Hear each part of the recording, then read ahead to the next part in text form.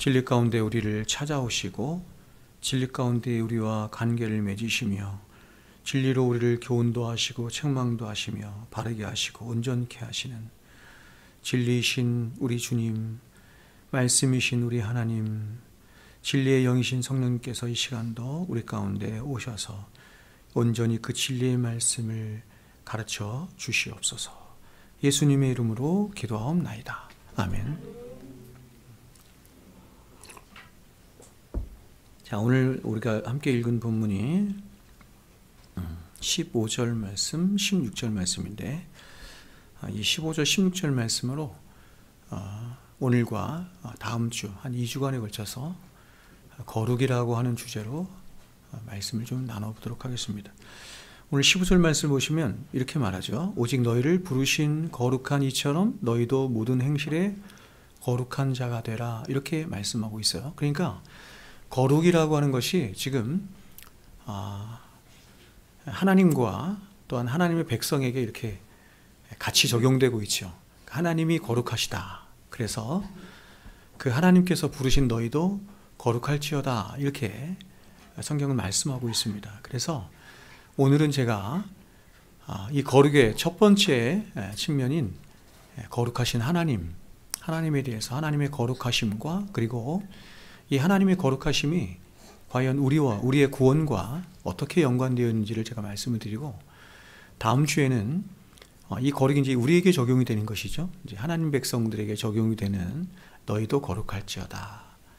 이 말씀이 우리에게 어떻게 적용이 되는 것인지를 다음 시간에 말씀을 나누도록 하겠습니다. 여러분, 이 세상에 존재하는 모든 것들은 그 존재 자체로서 다 어떤 목적을 가지고 있습니다.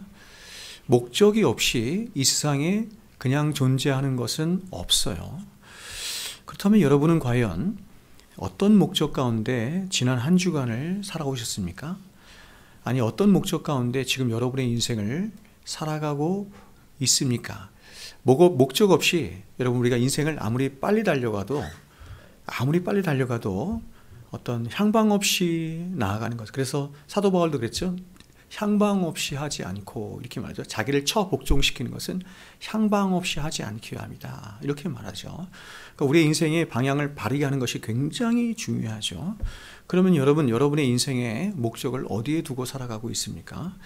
이 세상을 살아가는 사람들의 인생의 목표 혹은 목적은 굉장히 다양합니다. 예를 들면 어떤 사람들은 자신의 인생의 목적을 재물에 두는 사람이 있고, 또 어떤 사람들은 건강에 두는 사람도 있으며, 어떤 사람들은 가정의 평화와 안위에 두는 사람도 있고, 또 어떤 사람들은 이 세상의 성공과 영달과 또한 명예에 두는 사람도 있고, 또 어떤 사람들은 쾌락과 즐거움에 두는 사람도 있어요. 그러나 이렇게 이 세상을 살아가는 사람들의 모습들이 굉장히 다양한 것 같고, 또 그 인생들이 추구하는 목적하는 그런 모습들도 굉장히 다양한 듯 보이지만, 그러나 사실상 이 모든 사람들이 추구하는 궁극적인 인생의 목적은 하나다, 이렇게 말씀을 드릴 수 있습니다. 여러분, 그걸 뭐라고 하죠? 행복이죠. 행복입니다. 사람들은 다 모두가 행복하기를 원합니다. 그래서 사람들은 모두가 다 행복이라고 하는 것을 자신의 인생의 최고의 목적에 두고 살아가는데, 그런데 그 행복을 어떤 생각하는 방식이 혹은 행복을 추구하는 방식이 다 다양하기 때문에 다양한 방식의 삶으로 나타나는 것 뿐입니다. 그러므로 인간들의 모든 역사는 결국 자신의 행복이죠. 자신의 행복을 추구하고 또한 그 행복을 찾아 나선 역사다, 이렇게 말씀을 드릴 수가 있습니다. 그러나 기독교는 우리의 인생의 목적이 행복에 있다, 이렇게 말하지 않습니다. 우리의 인생을 행복에 두지 않고 거룩을 추구하고 거룩을 목적하는 종교가 바로 기독교입니다. 그렇다면 여러분, 그 이유가 뭡니까? 이에 대해서 사도가 오늘 이렇게 말하는 것이에요. 바로 저와 여러분을 창조하셨고, 저와 여러분을 택하셨고, 저와 여러분을 부르셨으며, 저와 여러분을 구원하신 하나님이 거룩하신 하나님이시기 때문이다, 이렇게 말하는 것입니다. 15절 이렇게 말하죠. 오직 너희를 부르신 거룩한 이처럼 너희도 모든 행실에 거룩한 자가 되라, 이렇게 말합니다. 근데 사도는 이렇게 성도가 거룩한 삶을 살아야 할 근거를 그냥 자신의 생각을 따라서 그렇게 말한 것이 아니라 구약의 레위기 말씀을 따라 말한 것입니다. 그렇죠? 구약의 레위기, 그래서 16절 말씀에 기록되었으되 이렇게 하죠. 어디에 기록되었어요? 구약의 말씀에 기록된 거예요. 그럼 이 말씀을 어디서 갖고 왔느냐? 레위기 11장 45절 말씀에서 사도가 가져온 겁니다. 이렇게 말해요. 나는 너희의 하나님이 되려고 너희를 애굽 땅에서 인도하여 낸 여호와라. 내가 거룩하니 너희도 거룩할지어다. 나는 너희의 하나님이 되려고 너희를 애굽 땅에서 인도하여 낸 여호와라. 너희를 구원해낸 여호와 하나님이다. 여호와는 이게 언약적인 의미에서 하나님의 명칭이라고 그랬어요. 그래서 내가 거룩하니, 그런데 너희를 구원해낸 내가 거룩한 하나님이니 너희도 거룩할지어다. 이렇게 말하는 것입니다. 그러므로 구약시대이건 신약시대이건 하나님이 당신의 백성들에게 원하시는 한 가지 삶의 목적은 하나님 당신의 백성들이 거룩한 백성들이 되기를 원하시는 것이죠. 그런데 오늘날 많은 성도들은 이렇게 성경이 거룩한 삶을 살라라고 하는데도 이 거룩이 무엇인지를 잘 몰라요. 무엇을 의미하는지 잘 몰라서 이 거룩을 굉장히 낯설어하거나 그저 이 거룩을 윤리 도덕적으로 보다 조금 나은 삶을 사는 정도, 이 정도 수준에서 생각하는 경우가 굉장히 많이 있습니다. 그러므로 여러분, 우리가 성경이 말씀하는 거룩의 의미를 정확하게 알아야 우리의 삶의 목적도 바르게 정할 수 있는 것이죠. 그러면 성경이 말씀하는 거룩, 이것을 이제 히브리어로는 카도시 이렇게 말하고 헬라어로는 하기오 이렇게 말하거든요. 그럼 이 거룩이라고 하는 뜻은 어떤 의미일까요? 여러분, 이 거룩의 가장 본질적인 의미는 제가 여러분에게 늘 말씀드린 것처럼 분리되다 이런 뜻이에요. 분리 혹은 구별이라고 하는 뜻입니다. 분리 혹은 구별이라고 하는 뜻이에요. 그러면 성경이 이렇게 말하죠. 하나님은 거룩하신 분이시다. 이 거룩이 어디서 나왔냐면 거룩은 인간의 단어가 아니에요. 인간은 거룩할 수 없어요. 거룩은 하나님의 것이에요. 하나님을 지칭하는 것이에요. 거룩하신 하나님 이렇게 하죠. 그래서 그러니까 하나님이 거룩하시다라고 할 때 이 말씀의 가장 1차적인 의미는 뭐냐면 하나님은 구별되어 계신 하나님이다 이런 뜻인 거예요. 여러분, 우리가 하나님은 보세요. 이런 분이다라고 말할 때 그것은 가장 1차적으로 무엇을 말하는 거냐면 하나님의 속성이 무엇이냐라고 하는 것을 말하는 거예요. 하나님이 누구시냐? 하나님은 이런 분이다. 이렇게 말할 때 그것은 가장 1차적으로는 하나님의 속성들을 말하는 거죠. 근데 하나님의 그 많은 속성들 중에서 하나님을 대표하는 가장 대표적인 속성이 있어요. 그게 뭐냐? 거룩이에요.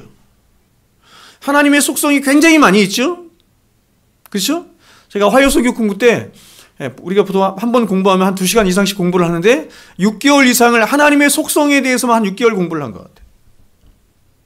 그렇게 많은 하나님의 속성들이 있는데 그 하나님의 모든 속성들 중에서 하나님을 대표하는 대표적인 속성이 뭐냐? 그게 거룩이다 이렇게 말하는 거예요. 성경에서 하나님의 속성을 나타낼 때 이 하나님의 속성을 거룩하신 하나님이라고 할 때 이걸 삼성성이라고 하는데 삼중적으로 표현해요. 거룩하다, 거룩하다, 거룩하다 이렇게. 이 몇 번 표현 안 되거든 성경에. 근데 하나님이 거룩하신 하나님. 이게 너무 중요하기 때문에 이렇게 말하는 거죠. 그래서 신학자 존 하우어는 거룩을 하나님의 속성 중에 최고의 속성이다. 혹은 본질적인 속성이다. 이렇게 말했고 필 레이스는 이렇게 말했습니다. 태양빛이 서로 다른 빛깔을 담고 있는 것처럼 소멸시키는 강렬한 불을 지닌 거룩하심의 순전한 빛 안에서 하나님의 모든 속성의 빛들이 빛을 발한다. 이렇게 말을 했어요. 다시 말해서 하나님의 다른 모든 속성의 빛들은 하나님의 거룩한 속성의 빛 아래에서 나온 빛들이다. 이렇게 말한 거예요. 이 하나님의 거룩하심에 대해서 20세기 최고의 성경신학자라고 불리는 게알더스 보스죠. 제가 성경신학에 어떤 면에서 이렇게 눈을 뜨게 된 최고의 성경신학자, 지금 이제 돌아가셨는데 1900년대 중반에 돌아가셨는데 이 성경신학에 거의 문을 연 그런 분인데 게알더스 보스라고 하는 분이 있습니다. 근데 그분이 이렇게 말을 했습니다. 하나님의 거룩하심은 하나님이 이 말에 제가 너무 동의를 하는데 한번 들어보세요. 하나님의 거룩하심은 하나님이 자신을 최고선으로 추구하고 사랑하게 하며 피조물에게 오직 하나님께만 영광을 돌릴 것을 요구하는 하나님 자신의 영광스러운 속성이다 이랬습니다. 앞에 말한 존 하워 같은 이런 말보다 저는 이 게알더스 보스 말이 훨씬 더 동의가 돼요. 여러분, 이 말을 풀어 이야기하면 이렇게 말할 수 있어요. 하나님의 거룩하심은 하나님 자신의 영광으로 말미암아 그리고 하나님의 영광을 위해서 하나님 스스로가 스스로 구별되어 계시는 하나님의 존재적인 속성, 이렇게 말해요. 우리가 성경 공부 시간에 이 거룩을 이렇게 되겠어요. 하나님의 거룩을 하나님의 영광, 자신의 이름의 영광을 지키기 위한 하나님 자신의 속성, 이랬어요. 기억나요? 하나님 자신의 영광을 스스로 지키기 위한 하나님의 속성이 뭐냐면 거룩하십니다, 이렇게 말했어요. 기억나요? 그렇다면 여러분, 거룩이 분리 혹은 구별을 의미하는 것이라고 한다면 과연 하나님은 무엇과 구별되시는 분이신가? 이렇게 되는 거죠. 바로 하나님은 하나님 당신이 지으신 이 세상 모든 피조물들과 그 근본과 본질과 영광에 있어서 완전히 그리고 절대적으로 완전히 다르시고 구별되시는 하나님이시다, 이렇게 말합니다. 이게 하나님의 거룩하심의 의미예요. 여러분, 이 세상이 이렇게 복잡한 것 같아도 이 세상의 모든 존재들은 딱 두 가지로 나누어집니다. 그것은 바로 하나님과 하나님이 아닌 것들, 그렇죠? 다른 말로 해보세요. 창조주와 피조물, 이렇게 말합니다. 사람들은 이 세상의 존재들을 사람과 사람이 아닌 것들로 구분지으며 사람을 세상 꼭대기에 올려놓는 것을 전혀 주저하지 않지만, 그러나 이 세상은 천지 만물을 지으시고 그 모든 천지 만물의 주인 되신 창조주 하나님과 그 창조주 하나님이 아닌 것들 혹은 창조주 하나님이 지으신 피조물들로 구분되는 거예요.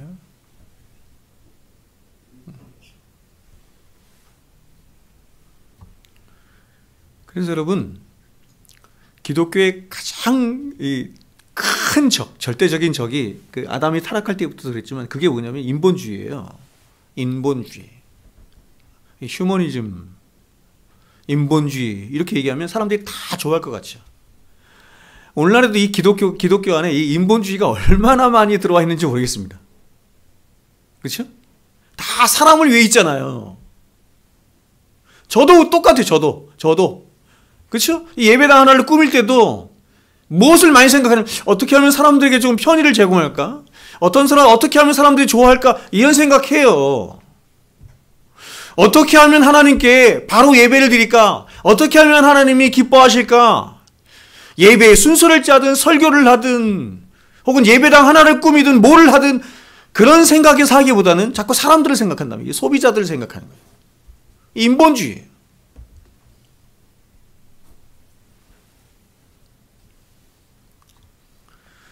자, 그렇다면 여러분, 이것을 좀 더 세분해서 과연 하나님은 어떤 면에서 피조물된 우리와 그 근본과 본질에서 완전히 다르신가 하는 것을 살펴보겠습니다.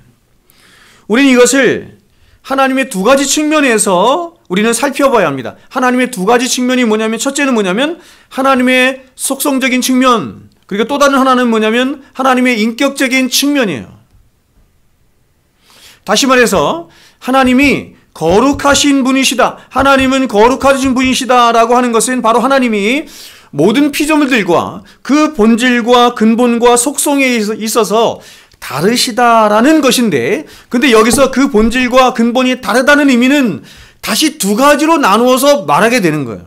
그중 하나는 이것이죠. 하나님은 누구이신가, 어떤 분이신가 하는 이 질문과 연관된 것으로 하나님의 존재적인 본질, 존재적인 속성, 이것이 피조물들과 과연 어떻게 다른가, 어떻게 전적으로 다른가 하는 의미인 것이고, 또 다른 하나는 뭐냐면 하나님은 누구이신가 하는 질문과 연관된 것으로 바로 하나님의 인격과 성품에 있어서 하나님은 모든 피조물들과 구별되시는 분이시다 이렇게 말하는 거예요.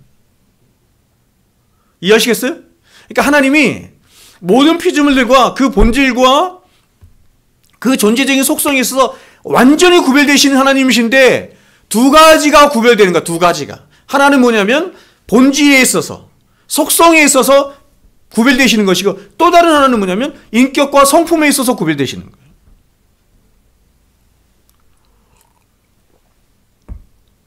여러분 눈치채셨어요? 그러면 왜 우리가 하나님의 이 거룩하심을 얘기할 때 이 거룩하심을 둘로 나누어서 설명을 해야 합니까? 우리 인간도 마찬가지거든요. 왜 그렇죠? 왜 하나님의 거룩하심을 얘기할 때 피조물들과 전적으로 구분되시는 분이시다 이렇게 얘기할 때 왜 두 가지 측면에서 말할 수밖에 없어요? 왜 그렇죠? 생각해 보세요. 하나님이 인격을 지니신 분이시기 때문에 그래요.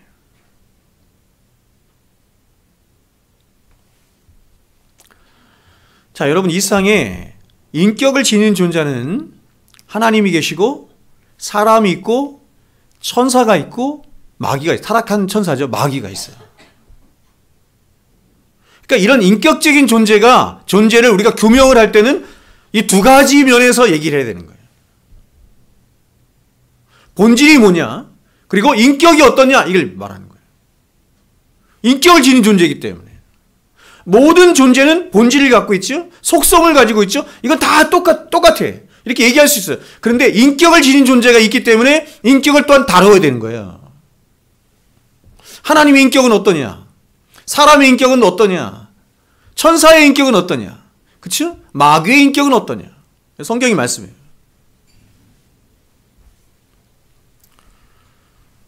그러므로 인간을 예를 들어서 말한다면 인간은 먼저 본질과 속성적인 면에서 성경은 한마디로 인간을 뭐라고 얘기해요? 피조물 이렇게 얘기하죠.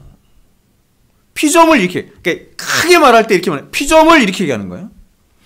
인간의 가장 1차적이고 본질적인 특징이 뭐냐면 인간은 창조주가 아닌 피조물이에요.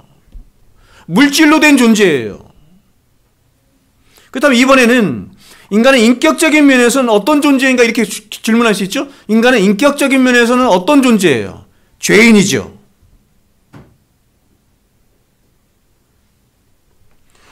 그러므로 인간을 이야기할 때 인간은 본질적으로 이렇게 말하는 거예요. 인간은 피조물이며 죄인이다. 인간의 자리가 어디냐면 피조물의 자리이고 죄인의 자리예요. 이게 인간이 가진 본질이에요. 그러면 똑같이 이와 같은 방식으로 이번엔 누구를 얘기해요? 하나님을 얘기하는 거야. 이와 똑같은 방식으로 하나님을 이야기할 때 하나님은 과연 어떠한 본질을 지니신 분이시고 또 한편으로는 하나님은 어떠한 인격을 지니신 분이신가 이렇게 말할 수 있겠죠?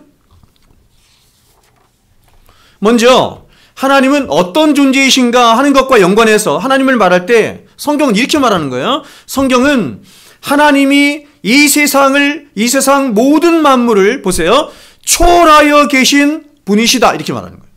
이 세상 모든 만물을 초월하여 계신 분이시다 이렇게 말하는 거예요. 이런 말들이 굉장히 큰 말이잖아요.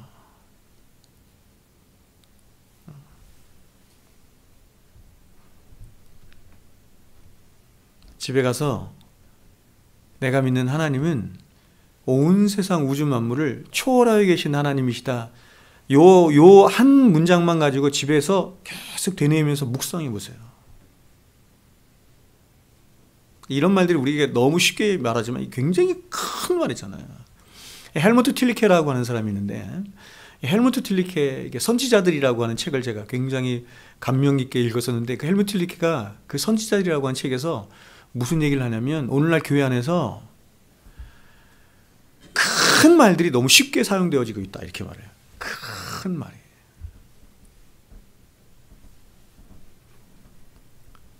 하나님의 공의, 하나님의 사랑 뭐 이런 거. 그러니까 사람들 거의 그게 무슨 의미인지도 잘 모르고 쉽게 말한다. 하나님은 온 세상 만물을 창조하신 창조주 하나님으로 하나님은 그 모든 만물과 전적으로 구분되어 계실 뿐만 아니라 그 모든 만물을 보세요. 초월하여 계신 바로 창조주 하나님이에요. 창조주라는 이 말은 실로 우리가 상상할 수 없는 말이에요. 창조주 하나님, 창조주라는 말은 우리의 머리에 담을 수 없는 거예요. 그래서 여러분, 제가 여러분에게 말씀드린 것처럼 신학을 하는 전제가 뭐라 그랬어요? 신학을 하는 전제가. 저를 보세요. 신학을 하는 전제가 뭐라 그랬어요? 유한은 무한을 알 수 없다. 이렇게. 그러니까 여러분, 우리가 신학, 데올로기아, 신학을 하는데 신학이라고 하는 학문이 하나님에 관한 학문을 말하는 거야, 그냥. 근데 우리가 신학을 할 때 가장 기본적인 전제가 어떤 자세를 가지고 어떤 전제를 가지고 하는 거냐면 나는 하나님을 알 수 없어. 이 전제를 갖고 한다는 거예요. 유한이 무한을 알 수 없어요. 유한이 무한을 어떻게 담아요, 머리에. 그래서 우리는 하나님을 알 수 없다니까요. 그래서 신학을 우리는 어떻게 해? 계시로만 한다, 이렇게 말하는 거예요. 아시겠어요? 우리는 우리 스스로 유한이 무한을 알 수 없기 때문에 방법이 없네? 그래서 방법은 하나, 뭐냐면 무한하신 하나님이 자신을 낮추셔서 우리에게 계시하여 주시는 거예요. 알게 해주시는 것 뿐이에요. 그렇죠? 그걸 계시라고 한단 말이에요. 그래서 기독교를 계시의 종교라고 하는 거야. 이 계시는 두 가지가 있죠. 일반 계시, 특별 계시. 특별 계시가 뭐예요? 성경 66권. 그 신학의 처음이 계시론이고 두 번째가 성경론이 되는 거예요.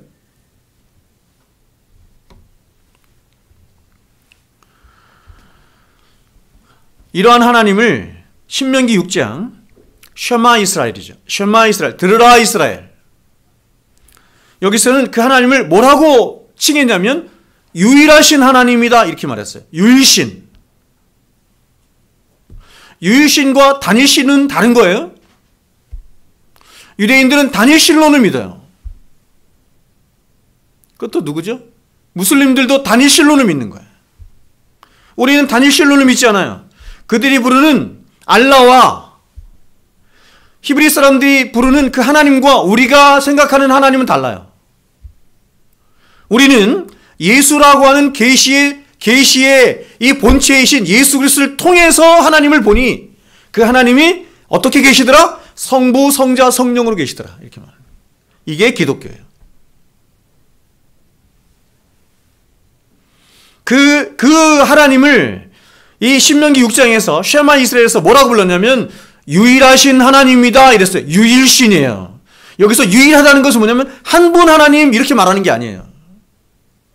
우리는 삼위 하나님을 믿어요. 삼위일체로 계신 하나님을 말하는 거예요. 이 말씀은 오직 여호와 하나님만이 이 세상의 신적인 본질을 지니신 유일하신 하나님이시라는 것과 그래서 이 세상에 이렇게 다양한 모든 피조물들이 바로 이 유일하신 하나님으로부터만 왔고 그 하나님을 향해 있고 그 하나님을 향해 의존해 있으며 그 유일하신 하나님이 목적하시고 의도하신 대로 존재하고 있을 뿐만 아니라 인간의 모든 역사 또한 그 하나님이 목적하신 대로 흘러가고 있음을 이 유일하신 하나님이 말씀하는 거예요. 아멘이시죠?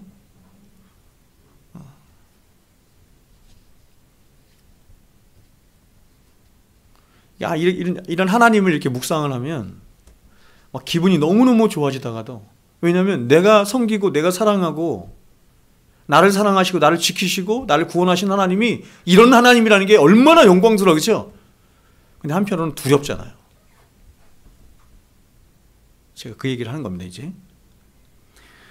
자, 다시 말해서 아무리 이 세상이 다양한 것 같고 복잡한 것 같지만 그러나 결국 이 세상 모든 만물은 오직 유일하신 하나님께만 속해 있고 그 유일하신 하나님만을 위해 존재해요. 또한 그 유일하신 하나님께만 의존되어 있고 있음을 바로 이 유일하신 하나님 혹은 이렇게도 말해요. 전적인 타자로 계신 하나님 이렇게 말해요. 그러므로 인간을 포함한 이 세상의 모든 존재들은 그 모든 존재들의 근원이 되신 이 유일하신 하나님 안에서만 그 존재의 이유와 목적과 의미와 가치와 참됨을 발견할 수 있어요.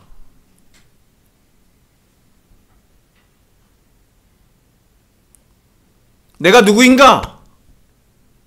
하나님 앞에 가야 알 수 있어요. 나는 나의 가치는 어떤 가치인가? 사람들이 여러분 일상을 살아가면서 자신의 존재 가치 때문에 고통당하잖아요. 자꾸 비교의식 갖고 이 사람하고 나를 자꾸 비교하니까. 하나님은 우리의 존재 가치를 어디에서 정하셨어요? 우리의 존재 가치를 정하실 수 있는 분은 하나님 한 분밖에 없단 말이에요. 세상 사람, 이 타락한 세상은 자신들끼리 규정하여 만든 어떤 규정이나 어떤, 이런 걸 가지고 사람을 그렇게 가치를 매겨요. 너는 공부 잘하는 사람, 너는 공부 못하는 사람, 너는 성공한 사람, 너는 패배한 사람, 실패한 사람, 너는 부자, 너는 가난뱅이. 이걸 누가 정했냐면 우리를 지으신 하나님이 그렇게 정한 게 아니에요. 그렇게 하나님 우리 가치를 매기신 것이 아닌데 사람들끼리 합의하여 만든 거예요. 타락한 인간 세상이 자신들끼리 합의하여 만들어낸 기준이에요. 성경은 우리가 세상에서 어떻게 살았든지 상관없이, 어떤 모양으로 살고 있든지 상관없이 하나님은 저와 여러분을 어디에서 우리의 가치를 정하셨다? 십자가에서 우리를 정하셨다니까요. 왜요? 하나님이 십자가에서 저와 여러분을 예수 그리스도와 바꾸셨거든요. 그래서 우리는 예수 그리스도의 가치예요. 이것이 우리의 존재 가치가 되어야 되는 거예요. 네?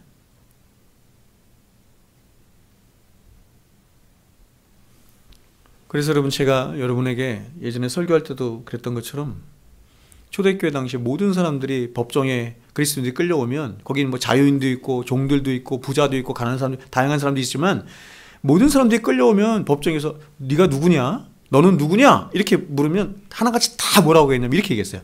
나는 그리스도인입니다. 이렇게 말했어요. 자신을 가장 영광스럽게 하는 말이죠. 세상에서 부자로 살았던 가난하게 살았던 어떤 모양으로 살았던 상관없이 자신을 가장 가치롭게 하는 말. 그렇죠? 바로 예수 그리스도의 십자가 위에서 나의 가치를 인정받은 그 이름 그리스도인이에요. 크리스티아노이, 그리스도를 따라가는 자, 이런 뜻이란 말이에요.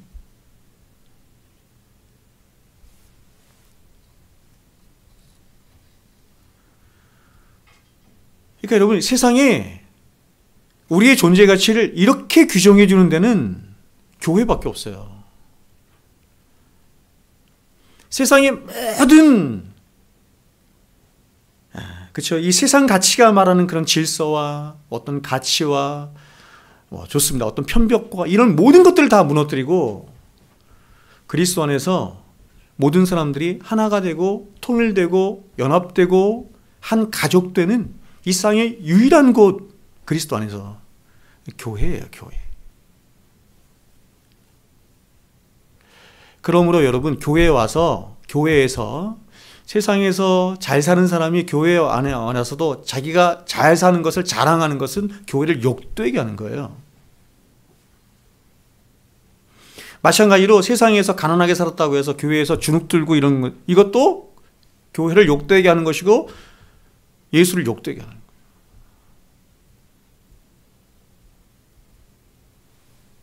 모든 차별이 없어지는 곳이에요. 이게 교회예요. 저와 여러분은 그리스도 안에서 다 똑같아요. 신분이 똑같아. 근데 어떻게 똑같냐면 가장 영광스러운 신분으로 똑같은 거예요. 크리스티아노이, 그리스도인. 아멘이십니까? 네. 우리 사랑생교회는 그런 교회가 되어야 합니다.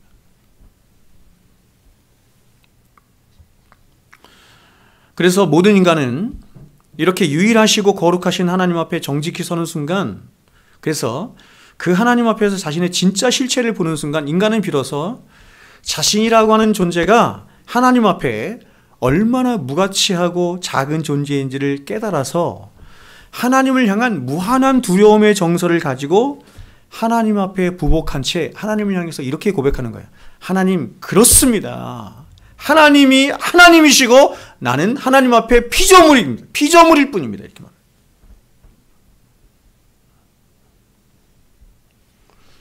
하나님은 하나님이시고 나는 피조물일 뿐. 제가 필리비안시 얘기했죠. 필리비안시가 기도라고 하는 책에서 그 책도 이렇게 두꺼워. 굉장히 두꺼운데 제가 그 책을 읽으면서 굉장히 좋아하는데 하나만 머리에 남아. 그 책 뭐냐면 필리비안시가 기도를 이렇게 정의했더라고.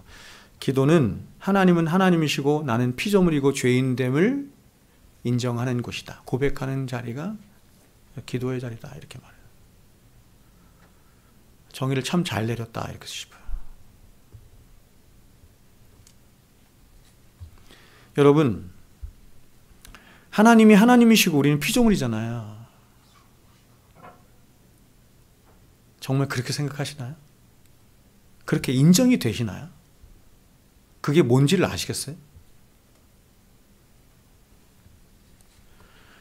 여러분, 오늘날 이 세상은 인간이 일으켜놓은 수많은 문명의 이기들을 말하면서 인간의 위대함을 얘기합니다. 그래서 인간을 세상 꼭대기에 놓고 세상의 역사의 중심에 놓는 것을 이 세상은 주저하지 않아요. 인본주의예요. 인간이 역사의 중심이고 세상의 중심이고 세상의 꼭대기에 있어. 성경은 절대 그렇게 말하지 않아요.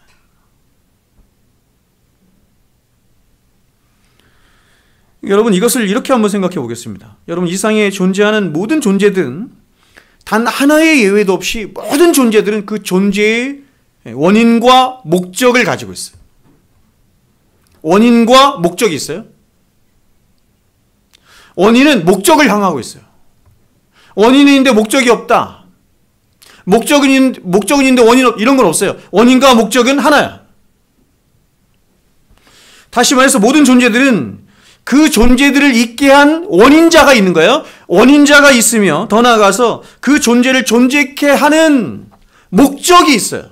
여러분, 여기 지금 예배당에 있는 물건들 한번 보세요. 수많은 물건들. 응? 원인자가 없는 물건이 있어요? 목적 없이 존재하는 물건이 있어요? 목적을 상실한 것을 우리는 뭐라고 불러요?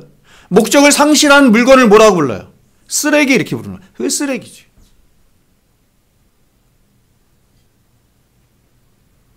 그래서 인간이 하나님을 떠나 자신의 삶의 목적, 존재의 목적을 상실한 거죠. 그렇죠? 상실한 그 인간은 그냥 쓰레기인 거예요. 그래서 지옥의 불구덩이에 떨어지는 거예요.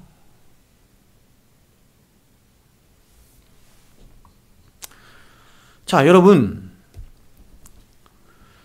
그렇다면 이 세상의 그 많은 문명의 이기들의 원인자가 무엇입니까? 세상에 수많은 문명의 이기들이 있는데 그 문명의 이기들의 원인자가 누굽니까?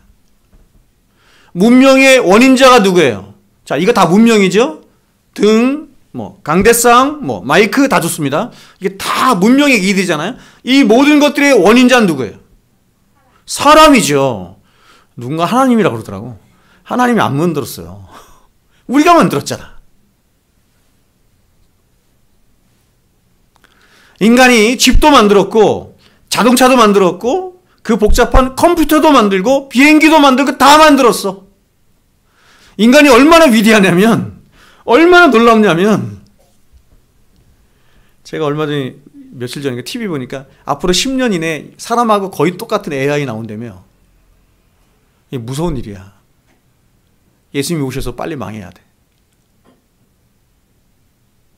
그래서 사람이 굉장히 놀라운 존재입니다. 굉장히 놀라워요. 제가 늘 말씀드린 것처럼 하나님과 인간의 차이만큼이나는 아니지만 하나님과 인간의 차이에 버금될 만큼 인간과 다른 피조물의 차이가 엄청나게 큰 거예요. 그래서 사람들은 이렇게 자신들이 이룩한 엄청난 문명의 이기들을 이야기하면서 인간을 한껏 높이고 인간을 찬양하고 인간을 세상 꼭대기에 올려놓는 거예요. 자, 그렇다면 여러분, 이렇게 위대한 문명을 일으킨, 여기서 질문이죠. 인간은 누구인가 하는 것입니다. 즉 인간은 어떻게 해서 그리고 누구로부터 무엇을 위해서 존재하게 된 것이며 또 그런 인간을 만든 존재는 과연 누구일까? 어떤 존재일까? 다시 말해서 어떤 면에서 우주보다도 더 복잡한 구조로 되어 있는, 이게 생물학적으로만 말하는 거죠. 바로 100조 개가 넘는 세포로 이루어져 있는 인간, 그것도 육체만이 아니라 세상 어떤 피조물도 가지고 있지 않은 영혼도 함께 있네요. 영혼이 함께 존재하는 인간은 도대체 무엇을 위해서 누가 창조한 것이며 무엇보다 그러한 인간을 있게 한 존재는, 한번 생각해 보세요. 그러한 인간을 존재케 한 하나님이라고 한다면 그 하나님의 지능은 어떤 거예요? 그 하나님의 능력은 어떤 거예요? 여러분, 우리가 지금 관계 맺고 우리를 위하여서 자신의 독생하신 아들까지 내어주신 하나님은 아까 말씀드린 것처럼 우리의 머리에 담을 수 없는 분이라니까요.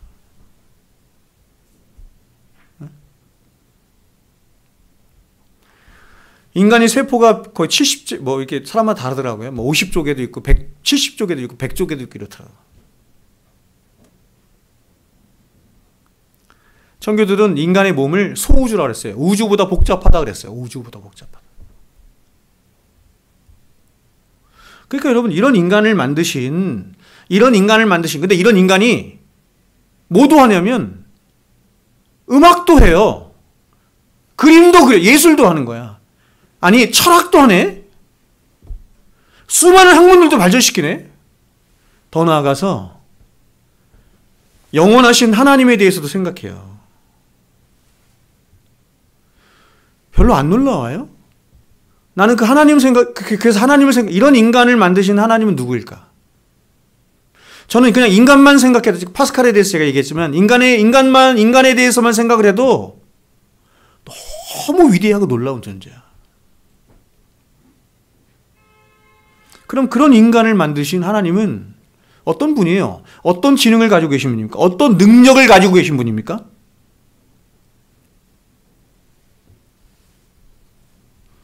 그러므로 인간이 이 세상에서 어떤 위대한 일들을 해내고 또 인간에게서 어떤 천재적인 능력을 발견한다고 해도 그것은 결과적으로 인간이 위대하거나 인간이 놀라운 게 아니죠. 그 인간들을 존재케 하신 누가 위대한 거예요? 하나님이 위대하신 거잖아요. 우리는 여러분 여기 핸드폰을 이게 핸드폰이라고 해보시죠. 핸드폰을 보면서 이 기기가 참 위대하다. 그렇죠? 이 핸드폰이 참 이렇게 말하지 않잖아요. 그럼 뭐가 위대해요? 핸드폰을 만든 인간이 위대하지. 그럼 우리가 인간을 연구할 때 인간이 너무 막 복잡하고 신비스럽고 막 위대하거든요. 그럼 그런 인간을 만드신 하나님이 위대한 거죠.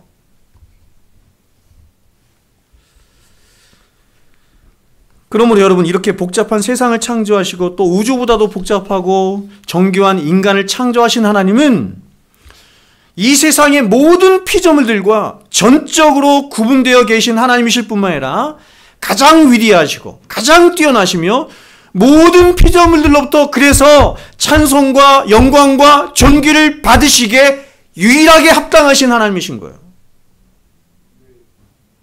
그렇습니까?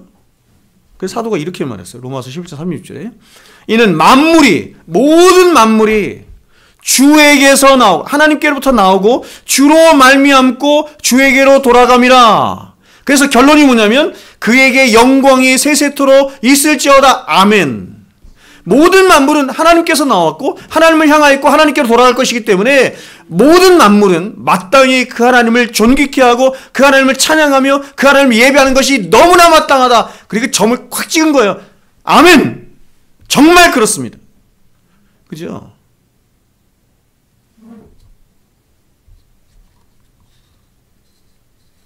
그러면 이제 우리는 하나님에 대한 두 번째 질문을 해야 합니다.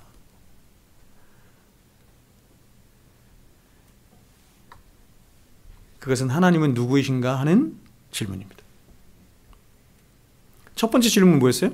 하나님은 어떤 분이신가? 그죠? 존재에 관한 질문이었어요. 두 번째는 뭐냐면 하나님은 누구이신가? 인격에 관한 질문이다. 이것은 하나님은 어떤 본질을 지니신 분이신가 하는 것과 다르게 하나님은 어떤 인격과 성품을 지니신 분이신가 하는 것을 말하는 거예요. 그런데 이런 하나님의 성품의 빛 혹은 영광의 빛은 잘 생각해 보세요. 하나님과 하나님이 주신 피조물과의 관계에서 가장 찬란하게 드러나는 거예요. 그렇기 때문에 이 질문은 하나님과 피조물들 사이의 내재적인 관계성을 묻는 질문이 되는 거예요. 인격이라고 하는 것, 저 보세요. 인격이라고 하는 것은 관계없이 홀로 빛나는 법은 없거든요. 빛나긴 하겠지만 이 인격이 가장 빛나는 것은 뭐냐면 관계 안에서 빛나는 거잖아요. 이해하시겠어요? 어떤 사람이 굉장히 착하대. 착한 걸 어떻게 알 수 있어요? 홀로 가만히 있는데 착한 걸 어떻게 알 수 있어? 모르잖아요. 그럼 착한 걸 어떻게 알 수 있어? 저 사람이 이 사람한테 하는 걸 보니까 너무 착하네? 그래서 이것을 내재적인 관계성이다 이렇게 말을 하는 거예요. 자, 우리가 앞서 살펴본 것처럼 하나님은 모든 피조물들과 전적으로 구분되신 전적인 타자로 계신 하나님이시기에 이 물질 세계와 절대로 섞일 수가 없어요. 그러나 그럼에도 불구하고 이 모든 세계는 하나님 그분 안에 있네요. 그분 안에 있는 이 세계로 하나님은 그 모든 세계와 어떻게 하고 계시냐면 관계를 맺고 계세요. 여러분, 우리 그 세상에는 모든 피조물이 하나님과 관계를 맺고 있다는 걸 어떻게 알아요? 어떻게 알아요? 여러분, 구원이 관계적인 그런 의미인데 세상 사람들은 하나님과 관계를 안 맺고 있나? 안 맺어요? 구원의 의미에서는 그래요. 그러나 더 본질적인 의미에서는 그들도 하나님과 관계를 맺고 있는 거예요. 왜요, 여러분? 하나님이 창조하셨잖아요. 더 나아가서 여러분, 하나님과 관계를 맺고 있지 못하다고 한다면 존재 자체가 불가능하거든요. 그래요, 안 그래요? 우리가 기동하고 살고 호흡하고 그렇죠? 먹고 마시고 하는 이 모든 존재적인 이 삶이 어디로부터 나왔어요? 하나님께서 생명을 주셨기 때문에 하나님의 생명력으로부터 오는 거 아니에요. 그렇죠? 그러므로 여러분, 이 세상은 하나님의 존재적인 성품이 가장 찬란하게 드러나는 위대한 장이 되는 거예요. 다시 말하면 이 천지 만물은 하나님의 영광이 나타나는 장인데 그 영광이 두 가지로 나타나는 거예요. 아까 얘기했던 거잖아. 하나님의 본질적인 속성이 드러나는 장이기도 하고 창조주 하나님으로서의 영광이 나타나는 장이기도 하고 또 다른 하나는 뭐냐면 하나님의 인격적인 영광이 나타나는 거예요. 그렇죠, 여러분? 여러분, 우리가 이 자연세계를 보면서 야, 자연세계가 너무 아름답네? 생각하죠? 그걸 보면서 우리는 뭘 추론할 수 있어요? 하나님이 너무너무 아름다우신 분인 거예요. 하나님이 너무너무 착하신 분이신 거야. 짐승들을 먹이시고 입히시고 살게 하시는 것을 보면서 하나님은 이렇게 착할 수가 없구나.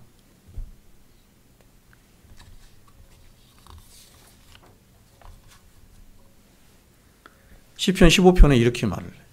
한번 보세요. 하늘이 하나님의 영광을 선포하고 궁창이 그의 손으로 하신 일을 나타내는도다. 날은 날에게 말하고 밤은 밤에게 지식을 전하니 언어도 없고 말씀도 없으며 들리는 소리도 없으나 그의 소리가 온 땅에 통하고 그의 말씀이 세상 끝까지 이르도다. 이 기가 막힌 말이죠. 세상의 모든 만물이 하나님을 말하고 있는 거예요. 드러내고 있는 거예요. 나는 하나님의 것이에요. 나는 하나님을 찬양해요. 이러고 있다는 거예요. 날은 날에게 말해요. 밤은 밤에게도 말하네. 여러분, 세상에 보세요. 언어도 없고 말씀도 없고 들리는 소리도 없는데 그의 소리가 무슨 소리예요? 하나님의 소리예요. 하나님을 찬양하는 소리예요. 이 소리가 온 세상에 가득하다는 거예요. 로마서 1장 20절이죠. 창세로부터 그의 보이지 아니하는 것들 곧 그의 영원하신 능력과 신성이 그가 만드신 만물에 분명히 보여 알게 되나니 그러므로 그들이 핑계치 못할지니라.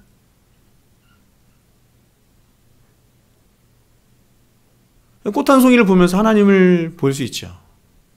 하나님의 위대하심을, 하나님의 영광을 볼 수 있죠. 하나님이 얼마나 크고 위대하신 분인지를 우리는 꽃 한 송이 보면서도 알 수 있어요. 예수님이 뭐라고 말씀하셨어요? 솔로몬의 입은 모든 영광, 그죠? 솔로몬이 정확하게 뭐죠? 아니요. 다시 솔로몬의 모든 영화로 차려입은 것이 그것도 아니야.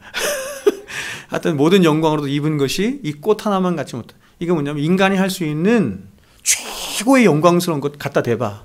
이 꽃 하나만 갖지 못하다. 비교할 수 없다는 거죠. 그러니까 여러분, 이 꽃 하나, 나무 하나에서 그런 하나님의 영광을 볼 수 없는 것은 우리가 머리가 이상한 거예요. 정신이 이상한 거예요.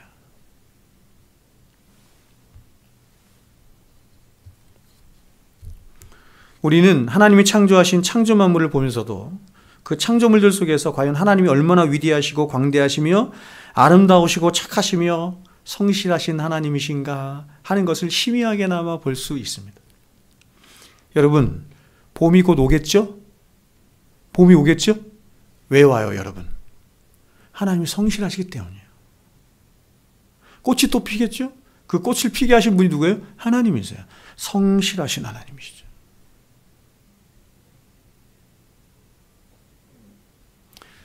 제가 저 강 건너 좀 살고 그랬잖아요. 그 강을 이렇게 다니는 걸 너무너무 좋아했는데 제가 걷는 걸 너무 봄만 되면 막 저는 그 흐드러지게 피어있는 그 노란 꽃 있잖아요. 노란 꽃만 피어있는 게 아니야. 여러 가지 꽃이 형형색색의 꽃이 셀 수가 있나. 수백만 그죠? 그 강에만 그래요. 누가 그렇게 할 수 있어요, 여러분? 누가? 그러나 우리는 하나님과의 직접적인 관계 속에서 하나님의 성품을 더 선명하게 봐요. 왜냐하면 성품이란 이런 거예요. 성품이란 인격 대 인격의 관계 안에서 가장 선명하게 드러나는 것이기 때문에 그렇습니다. 그래서 예를 들어서 하나님은 이런 거예요.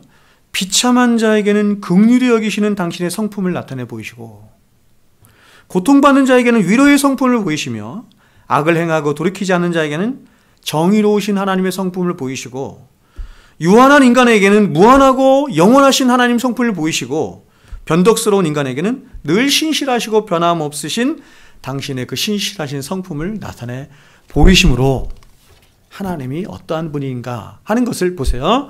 관계 속에서 인격 대 인격의 관계 속에서 하나님을 나타내시는 거예요.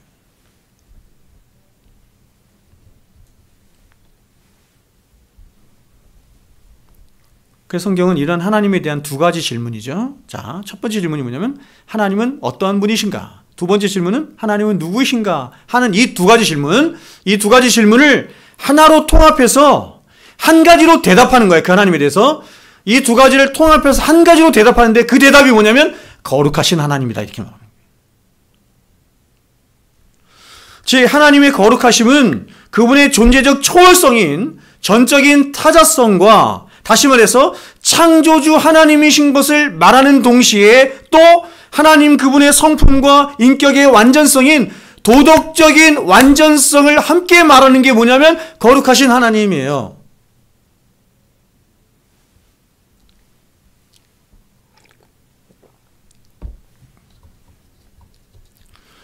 보통 교회 다니는 사람들은 거룩하신 하나님 그러면 어떻게만 알고 있냐면 흠이 없으신 하나님 이렇게 알고 있더라고. 10분의 1도 모르는 거예요. 그래서 인간은 이러한 거룩하신 하나님 앞에 설 때, 잘 보세요. 이러한 거룩하신 하나님 앞에 설 때예요. 설 때 가장 먼저 하나님과 자신 사이에 뭐를 느낄까요? 무한한 격차를 느끼죠. 무한한 격차를 느껴요. 아, 나랑 좀 비슷하네. 나보다 좀 높네. 이 정도가 아니라 무한한 격차를 느껴요. 왜요? 그분 하나님이니까. 무한한 격차를 느끼며 자신이 그 하나님 앞에서 얼마나 무가치하고 얼마나 하찮은 우리의 본질이 뭐죠? 흙이잖아요. 아, 내가 흙이었구나. 이걸 여기서 아는 거야.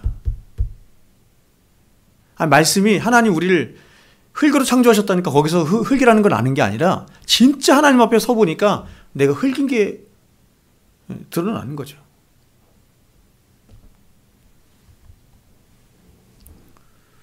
인간은 하나님의 그 절대적인 위대함 앞에서, 무한하심 앞에서 비로소 자신의 피조물됨을 가장 1차적으로 깨닫는 겁니다.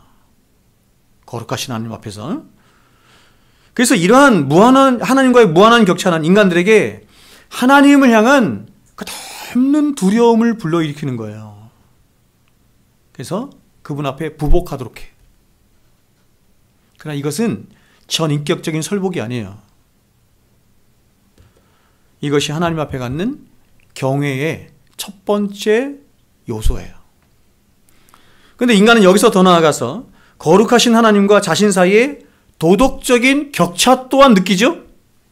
그래서 그 무한하신 그분의 공의하심과 사랑하심과 또한 도덕적인 완성 앞에 인간은 뭘 보냐면 자신의 부패함과 자신의 그 오염됨을 보면서 비로소 거기서 뭘 깨닫냐면 내가 죄인이구나, 이걸 깨닫는 거예요. 우리가 하나님 앞에, 거룩하신 하나님 앞에 서보기 전까지 우리는 죄인인 것을 잘 몰라. 죄인이 죄인이라는 걸 말을 해도 그 죄인은 다 어떤 죄예요? 상대적인 죄를 말하는 거예요. 우리끼리. 여러분, 우리끼리 이 사람 보면서 야, 이 사람 좀 더 착해. 저 사람이 좀 더 못됐어. 저 사람 좀 더 나쁜 놈이네. 이렇게 말하잖아요. 다 그놈이 그놈인데, 하나님 보시기엔 다 그놈이 그놈인데. 하나님 앞에 서면은 비로소 내가 진짜 어떤 죄인인지를 그때 아는 거예요. 그때.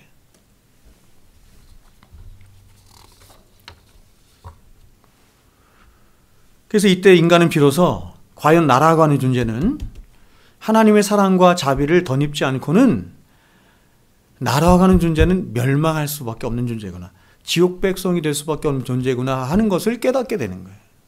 어디 앞에서? 하나님의 거룩하심 앞에서. 그렇죠? 자, 어저께 제가 성경 공부 시간에 내가 죄인됨을 깨닫게 하는 게 뭐라고 그랬어요? 율법이잖아요. 기억나죠? 율법이에요. 그럼 오늘은 제가 이렇게 말했어요. 하나님의 거룩하심 앞에서 우리는 내가 죄인됨을 깨닫네? 같은 말이에요. 왜요? 율법이 뭔데요? 하나님의 성품이거든요. 하나님의 성품이에요. 하나님의 거룩하심의 한쪽 측면인 도덕적으로 완전하신 하나님의 성품이에요. 그게 율법이에요. 그래서 하나님 앞에 서는 것과 율법 앞에 서는 것은 같은 거예요. 그래서 이것을 깨달은 인간은 하나님께 회개하고 용서를 구하게 되는데, 그것이 바로 어떤 방식으로 되냐면 십자가에서 이루신 예수 그리스도의 공로를 의지하는 것으로 나타나게 되는 겁니다. 누가 거기로 데려갔어요? 누가 거기를 데려갔다? 율법이. 그래서 이렇게 십자가에서 나타난 구원을 통해서 하나님께 용서를 받은 인간은 이제 하나님을 향한 한없는 사랑의 마음과 의존의 마음을 갖게 되는 것이에요. 이것이 바로 하나님을 향한 경외심의 두 번째 요소예요. 여기서 인간은 인격적으로 보복하는 거예요. 하나님 앞에. 그러면 성경이 말씀하는 경외란 이게 야레인데요. 이렇게 하나님을 향한 끝없는 두려움과 그분에게 이끌리는 무한한 사랑이 함께 만나는 곳에서 이루어지는 것이며, 성도란 이렇게 하나님을 향한 무한한 두려움과 그분을 향한 한없는 사랑과 흠모함으로 살아가는 자를 성도 이렇게 말하는 거예요. 그렇다면 이렇게 거룩하신 하나님을 만나서 인격적으로 부복하게 되어서 하나님을 경외하게 된 하나님 백성들에게 나타나는 필연적인 일이 무엇이겠습니까? 이 얘기하고 제가 오늘 말씀 마칠게요. 그게 두 가지인데, 두 가지. 하나는 뭐냐면 하나님을 예배하고 싶어 해요. 그럴 것 같아요? 예배하고 싶어 해요. 두 번째는 뭐냐면, 여러분 예배는 뭡니까? 예배의 가장 본질이 뭐예요? 예배의 가장 본질이 뭐죠? 하나님의 하나님 되심을 인정하는 거예요. 하나님의 하나님 되심을 인정하면 어떻게 돼요? 그분을 찬양할 수밖에 없고 그분 앞에 어떻게 보복할 수밖에 없고 회개할 수밖에 없고 그분을 높일 수밖에 없잖아요. 그걸 예배라고 해. 그래서 거룩하신 하나님 앞에 서면 그렇게 하고 싶어요. 하나님 앞에. 그걸 예배예요. 두 번째가 뭐냐면 하나님 말씀 앞에 순종하며 살고 싶어 합니다.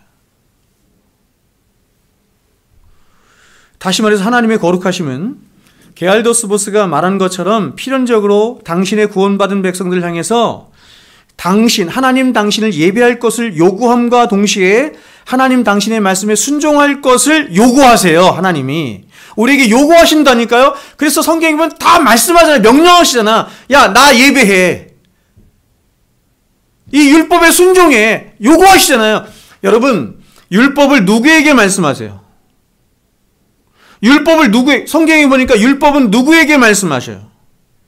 너 이 율법을 순종해라. 누구에게 말씀하세요? 하나님 백성들에게만 해요. 이방 사람들에게, 세상 사람들에게 하나님이 율법의 요구를 하지 않아.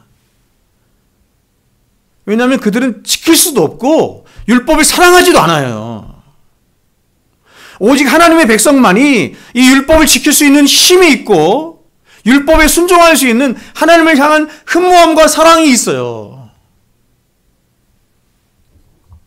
근데 하나님은 이러한 두 가지 요구를, 그렇죠? 예배에 대한 요구와 율법에 대한 순종의 요구를 잘 보세요.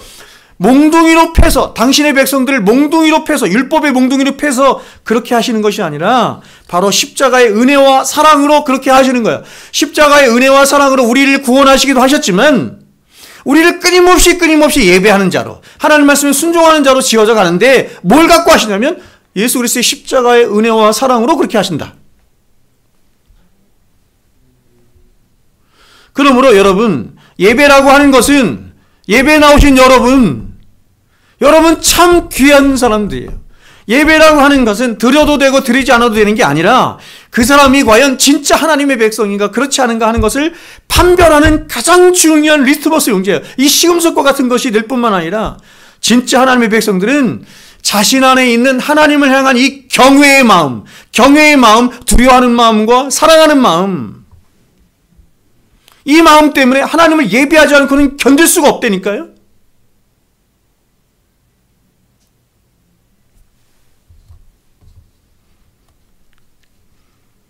그렇죠. 그래서 나왔잖아요, 여러분. 그래서 나왔죠? 수요예배 안 나오면 목사님 삐칠까봐 나왔어요? 아니잖아요.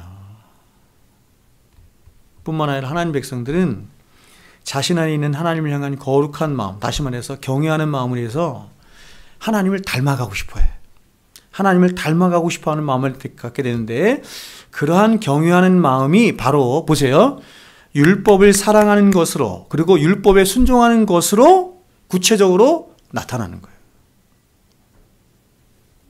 그래서 여러분, 하나님은 레위기 말씀에서 내가 거룩하니 너희도 거룩할지어다 라고 하시며 이제 그렇게 하나님을 경외하게 된 이스라엘 백성을 향해서 그렇게 거룩한 백성들이 살아가야 할 지침을 주셨어요. 그게 뭐예요? 율법이잖아요. 그게 레위기가 다 율법이잖아. 언약을 맺으시고, 야, 그래, 너와 너의 언약을 맺었어. 너는 나를 경외해야 돼. 그런 경외하는 마음을 가지고 너희는 어떻게 해야 되겠니? 그 삶의 지침을 내가 줄게. 그래서 준 게 뭐예요? 율법이고 율법을 축약한 십계명인 거예요. 그러므로 십계명은 성도의 거룩한 삶, 다시 말해서 성도의 성화의 삶의 핵심이고 표준이다 이렇게 말할 수 있는 거예요.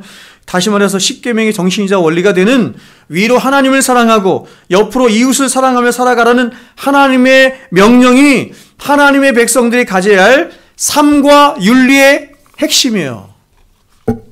기억나요? 기독교 윤리의 핵심이 뭐다? 사랑이라니까요. 기독교의 윤리의 핵심은 사랑이에요. 613가지의 모든 율법을 쫙 짜면 그냥 한마디에 그 말이 뚝 떨어지는가? 사랑이야, 사랑.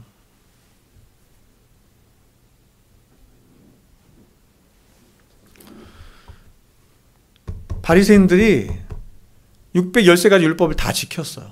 구약 율법들을. 근데 지옥 갔잖아요. 이유가 뭐죠? 정신을 잃어버린 거예요. 정신. 그걸 영을 잃어버렸다고 해. 예수님은 정신, 영. 이게 뭐예요? 사랑을 잃어버린 거예요. 사랑을 쏙 빼놓고 그냥 자신의 의에 취해서 한 거거든요. 성도들은 이 십계명의 정신에 부합한 삶인 하나님을 사랑하고 이웃을 사랑하는 삶을 살지 못했거나 혹은 그의 부족한 삶을 살았을 때 정말 놀랍게도 고통하고 아파해. 그리고 하나님 앞에 나가서 회개까지 하네. 그러니까 세상 사람들이 볼 때는 그리스도인들이 막 울고 불고 회개하고 통회하는 것은 이상한 거예요. 저 사람들이 왜 이러지? 그러니까 그런 회개와 통회는 누구만 하는 거야? 그리스도인들만 하는 거예요.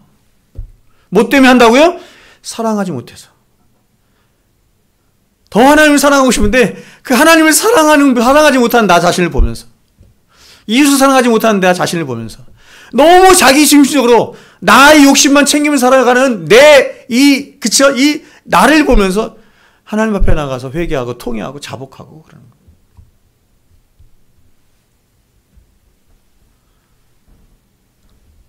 그러므로 성경이 말씀하는 성화, 즉 성숙이란 끊임없이 하나님과 하나님 말씀 앞에 서서 과연 나라고 하는 존재가 얼마나 하나님 앞에 형편없고 죄인일 뿐인가 하는 것을 확인할 뿐만 아니라 그런 자신을 거룩한 백성 삼으시고 자녀 삼아주신 하나님의 놀라우신 은혜와 사랑을 더욱더 깨달아서 그 하나님의 은혜로만 날마다 자신을 채워가는 거예요.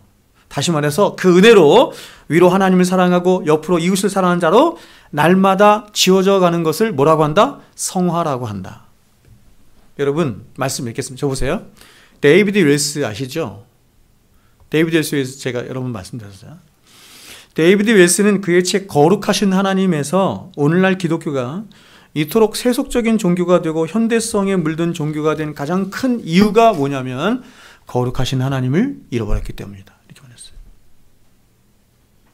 교회가 거룩하신 하나님을 잃어버렸고 성도들이 거룩하신 하나님을 잃어버렸기 때문이다.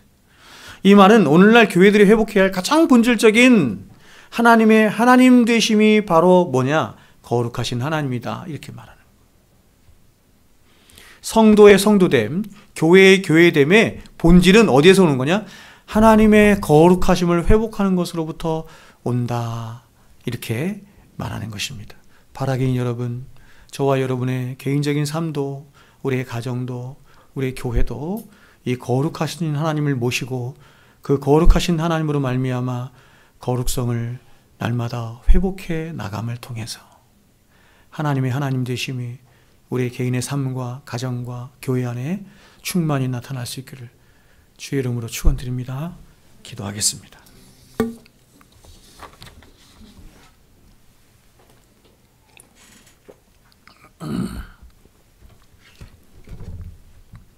거룩하신 우리 하나님, 거룩하신 하나님을 우리의 삶에, 우리의 인격 안에 보게 하시고 깨닫게 하시고 알게 하시고 또 우리의 삶 속에서 누릴 수 있도록 주여 우리에게 그 거룩하신 하나님을 나타내 보여 주시옵소서. 이제는 우리 구주 예수 그리스도의 은혜와 하나님 아버지의 극진하신 사랑하심과 성령님의 교통, 축복하심이 이제로부터 영원토록 우리와 항상 함께 있을지어다. 아멘.